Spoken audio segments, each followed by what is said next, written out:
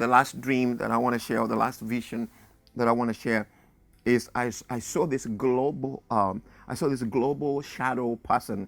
Okay, a person with a dark face. Okay, his face was blood in this dream, but he was wearing a suit, but his face was blood, and he was sitting right next to Joe Biden. All right, so this global personality with a dark face, his face was darkened, so I couldn't see the features of his face, but he was sitting right next to Joe Biden and telling him to do everything he can to take away people's rights.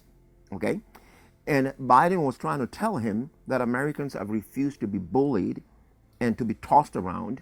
And, but this evil person that was around him was still telling him to do much more to force Americans to submit to the global pressure. Now, there's a video that we have done about the Noxious donkey and the military intervention. I'm not going to go into it, but it's right down here. Pretty much everything on that vision is already taking place. In that vision, I saw a donkey that was really just biting Americans and ruining the lives of Americans and destroying this nation. And it took a military intervention. I'm not going to go into that. It's right down here on the description. You can click on that link and watch that dream again. And I think it's happening. We're seeing the destruction by the donkey. We see how the donkey party is ruining everything. All right. And in that dream, I saw the military coming in and intervening. We may be heading there.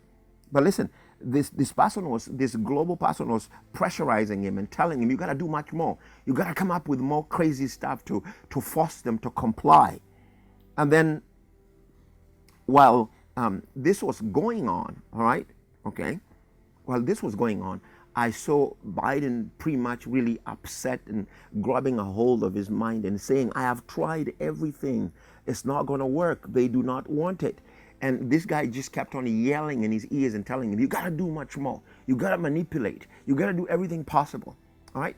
So again, we know that we do not fight against flesh and blood, but we are fighting against principalities and powers in the high places. The enemy is roaming around. He's having a free reign.